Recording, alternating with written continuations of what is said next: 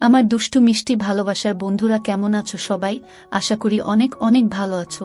আমি তোমাদের নীলু আপু চলে এসেছি নতুন গল্প নিয়ে। আজকের গল্পটি শুনলে তোমাদের দাঁড়িয়ে যাবে, তাই গল্পটি শোনার আগে অবশ্যই হেডফোন ব্যবহার করো। আমি সুমন, আপনাদের আমার একটা কাহিনী বলতে চাই। বর্তমানে আমার বয়স 40, কিন্তু এই ঘটনা আমার বিয়ের আগের। তখন আমার বয়স 25 হবে। তখন আমি একটা কোম্পানিতে মেডিকেল রিপ্রেজেন্টেটিভ হিসাবে কাজ করতাম। আমার পোস্টিং ছিল বগুড়া সদরে, কিন্তু আমাকে সপ্তাহে 5 দিন থাকতে হতো পাবনা জেলার বেড়া শহরে। অর্থাৎ মঙ্গলবার থেকে শনিবার বেড়া থাকতাম, রবিবার সকালে এসে বগুড়া সদরে হেড অফিসে রিপোর্ট করতাম। বেড়াতে আমার এক বস ছিল, নাম হেলালি, তার সাথে আমার কাজ করতে হতো। কোম্পানির পক্ষ থেকে আমাকে হোটেলে থাকা খাওয়ার বিল দিত, কিন্তু আমার বস আমাকে খুব পছন্দ করত। তাই সে আমাকে বলল, তুমি হোটেলে না থেকে আমার বাসায় থাকো, তাতে তোমার হোটেলের টাকা তোমার থেকে যাবে। আমার বাসায় রুম খালি থাকে। আমি বললাম, আপনার কোনো অসুবিধা না হলে আমার আপত্তি নাই। আমি তার কথায় রাজি হয়ে পরের সপ্তাহে কোনো হোটেলে না উঠে তার বাসায় গিয়ে উঠলাম। তার বাসা 3 রুমের, একটা বেডরুম, ড্রয়িং রুম আর গেস্ট রুম। আমাকে গেস্ট রুম দেওয়া হল থাকার জন্য। আমি বাসায় যেয়ে আমার মালপত্র রাখলাম। একটু পর একজন মহিলা আসলো। আমার বস আমাকে পরিচয় করিয়ে দিল। তার স্ত্রীর সাথে, তার নাম মণি। আমি তাকে মণি ভাবি বলে ডাকলাম। আমি তাকে হাসি মুখে সালাম দিলাম, সেও হাসি মুখে উত্তর দিল। তার বয়স মনে হলো 30 হবে, আর 5 ফুট 5 ইঞ্চি লম্বা হবে। তার গায়ের রং সুন্দর, একদম ঝাক্কাস মহিলা। পরিচয় পর্বের পর আমি বাথরুমে গিয়ে ফ্রেশ হয়ে একটা বারমুডা পরে ড্রয়িং রুমে এসে বসলাম। এরপর আমি মণি ভাবিকে দেখলাম। মণি ভাবিকে প্রথম দেখেই আমি ফিল করছিলাম। আমি ড্রয়িং রুমে বসে নর্মাল হবার চেষ্টা করলাম, যাতে আমার মনের কথা ভাবি বুঝতে না পারে। কিন্তু আমার মনে হচ্ছে ভাবি আমার চেহারা দেখে কিছু আন্দাজ করতে পারছে যে আমি তার দিকে কামনার দৃষ্টিতে দেখছি। যাই হোক, সবকিছু সুন্দরভাবে গেল এবং আমরা রাত 9:30টার দিকে রাতের খাবার খেলাম একসাথে। তারপর আমার বস আর তাদের 1 বছরের সন্তান অপুকে নিয়ে শুতে চলে গেল। আমি ড্রয়িং রুমে বসে টিভিতে একটা ক্রিকেট ম্যাচ দেখছিলাম আর মণি ভাবির কথা ভাবছিলাম।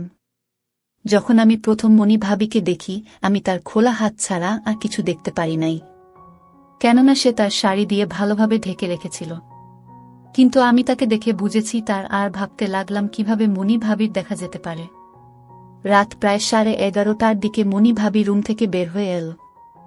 আমাকে তখনও টিভি দেখতে দেখে বলল, কি ব্যাপার, তুমি এখনো ঘুমাও নাই? আমি বললাম, ভাবি ম্যাচটা শেষ হলেই ঘুমিয়ে পড়ব। ভাবিও বসে ম্যাচ দেখতে লাগল। আমি এখন আর ম্যাচের দিকে মন দিতে পারছিলাম না। আমি ভাবির দিকে তাকাতেই তার বাঁ দিকের উপর দিয়ে আমার চোখে পড়ল। তার শাড়ির আঁচল একটু সরে যাওয়াতে আমি ভালোভাবে দেখতে পাচ্ছিলাম। আমার মনে হলো ভাবির গুলো অনেক বড় বড় আর গোল গোল। ভাবির দেখে আমার ভিতর আমার শক্ত হতে শুরু করল। আসলে যে শক্ত হয়েছে তা বুঝতে পারল না। এমনকি ভাবি যখন আমার দিকে তাকালো, আমি টিভি দেখতে লাগলাম। ভাবি এটাও বুঝতে পারে নাই যে আমি তার দেখছিলাম। ভাবি আমাকে বলল, অনেক রাত হয়ে গেছে, ঘুমাতে যাও। তারপর সেও চলে গেল ঘুমাতে। আমি সাথে সাথে টিভি বন্ধ করে বাথরুমে গিয়ে মণি ভাবিকে কল্পনা করে, কি যে মজা পেলাম মণি ভাবিকে কল্পনা করে, তারপর এসে শুয়ে পড়লাম। পরের দিন যখন আমার ঘুম ভাঙল, দেখি সকাল 9টা বাজে। মণি ভাবি বলল, তোমার বস একটা জরুরি কাজে চলে গেছে, দুপুরে এসে লাঞ্চ করবে। এরপর ভাবি আমাকে নাস্তা দিল। ভাবি আমাকে বলল, তোমার কি একা একা লাগছে তোমার বস না থাকায়? আমি হেসে বললাম, ভাবি তুমি থাকতে কেন একা একা লাগবে? ভাবি লজ্জায় লাল হয়ে হেসে উঠল। নাস্তা শেষ করে আমি আমার প্লেট ধুতে লাগলাম। ভাবি এসে পানির কল বন্ধ করে বলল, তুমি এখানের অতিথি, তুমি কেন এসব করছো? আমি বললাম, ভাবি এটা আমার কাজ, আমি সবসময় আমার থালা বাসন নিজে পরিষ্কার করি। ভাবি বলল, তোমার বাসায় তুমি যা কিছু কর তাতে আমার বলার কিছু নেই, কিন্তু আমার এখানে তুমি অতিথি, এখানে এসব করবে না। যাও বসে বসে টিভি দেখো। আমি বললাম, ভাবি আমি এখানে তোমার সাথে থাকলে কি কোনো অসুবিধা আছে? টিভি দেখার চেয়ে তোমার সাথে থাকতে বেশি ভালো লাগছে। ভাবি আমার দিকে কেমন করে যেন দেখল, তারপর বলল, তোমার বস এটা পছন্দ করে না যে যখন আমি কিচেনে থাকি আর অন্য কোনো পুরুষ আমার সামনে থাকুক। তার কথায় বুঝলাম আমি থাকলে তার কোনো আপত্তি নাই যদি বস জানতে না পারে। আমি বললাম, ভাবি তুমি কোনো চিন্তা করো না, বস আসার আগে আমি ড্রয়িং রুমে চলে যাব। বস জানতে পারবে না আমি তোমার সাথে কিচেনে ছিলাম। আমি আশা করব এতে তোমার কোনো আপত্তি নেই। ভাবি হাসতে লাগল আর তার কাজ করতে লাগল। এরপর ভাবি আমাকে কিছু সবজি দিল কাটার জন্য। আমি সবজি কাটতে কাটতে ভাবিকে অনেক যোগ বললাম। ভাবি শুনে হাসতে লাগল। আমি ভাবির দেখছিলাম আর চোখে, কেননা ভাবি বসে বসে কাজ করছিল, এতে তার আঁচল সরে গিয়েছিল আর নিচের থেকেও কিছুটা উপরে উঠানো ছিল। আমি ভাবির পায়ের অনেকটা অংশ দেখতে পাচ্ছিলাম। তার গায়ের রং যেমন সুন্দর তেমনি অনেক মসৃণ মনে হল। আমি তার দিকে দেখতে দেখতে আমার শক্ত হয়ে গেল, কিন্তু আমার পোশাকের কারণে ভাবির নজরে পড়ল না। আমার ইচ্ছা করছিল মনি ভাবিকে ধরে, তার ভাবি আমাকে বলল, এখন চলে যাও, তোমার বস আসার প্রায় সময় হয়ে গেছে, আর আমার সাথে সাহায্য করার জন্য ধন্যবাদ। আমি জানি না সময় কিভাবে কেটে গেল। আমি হেসে ভাবিকে বললাম, এটা আমার আনন্দময় সময় যে আমি আপনার সাথে সময় কাটালাম। মনে মনে বললাম, আমার ছোট কর্তার সাথে একবার সময় কাটালে সব সময় তার সাথে থাকতে চাইতে। আমি কিচেন থেকে উঠে বাথরুমে গিয়ে ঠান্ডা করে ড্রয়িং রুমে বসে টিভি দেখতে লাগলাম। দুপুর 1টার সময় বস চলে আসল। বস বলল, আসলে সকালে একটা জরুরি কল পেয়ে তোমাকে না বলেই চলে যেতে হয়েছিল। তোমার কোনো অসুবিধা হয় নাই তো? আমি বললাম, না বস, আমি বসে বসে টিভি দেখছিলাম। এরপর সে বলল, আমাকে বস বা স্যার বলতে হবে না, আমাকে হেলালি ভাই বলে ডাকবে। এরপর লাঞ্চ করে ঘুমিয়ে পড়লাম। সন্ধ্যার সময় আমি ও হেলালি ভাই একসাথে কাজে গেলাম। আমি যেহেতু নতুন বেড়া শহরে, তাই হেলাল ভাই আস্তে আস্তে আমাকে সবার সাথে পরিচয় করিয়ে দিল। আমরা রাত 9টার দিকে বাসায় ফিরে এলাম। আমরা ফ্রেশ হয়ে বসলাম। একটু পর মনি ভাবি আমাদের রাতের খাবার দিল। সবাই একসাথে বসে খেলাম। তারপর কিছু সময় টিভি দেখে আমার রুমে গিয়ে শুয়ে পড়লাম। সাধারণভাবে আমি সকালে উঠে কখনো একা কখনো হেলালি ভাইয়ের সাথে কাজে বের হই। মাঝে মাঝে দূরে চলে গেলে দুপুরে খেতে আসতাম না। যাই হোক, এভাবে দিন চলছিল। একটা ব্যাপার লক্ষ্য করেছিলাম যে মনি ভাবি যখন হেলালি ভাই সামনে থাকে তখন আমার সাথে দরকার ছাড়া কোনো কথা বলে না, আর শাড়ি এরকমভাবে পরে যাতে পুরা ঢাকা থাকে। কিন্তু হেলালি ভাইয়ের অবর্তমানে আমার সাথে হাসি তামাশা করে, তখন শাড়িও পরে ঢিলেঢালাভাবে। আসল কাহিনী শুরু হলো 1 মাস পরে।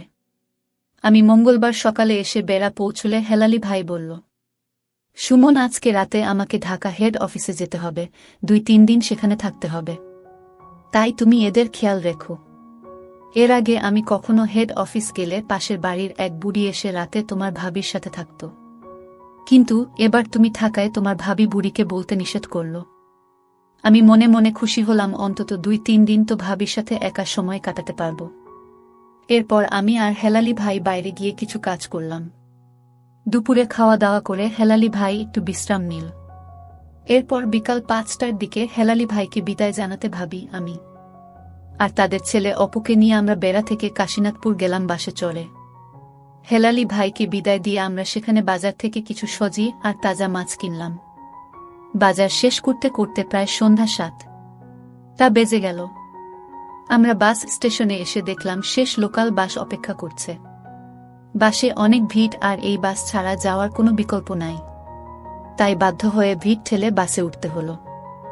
বাসে লেডিস কোনো সিট খালি নাই, তাই বাধ্য হয়ে ভাবিকে দাঁড়িয়ে থাকতে হলো।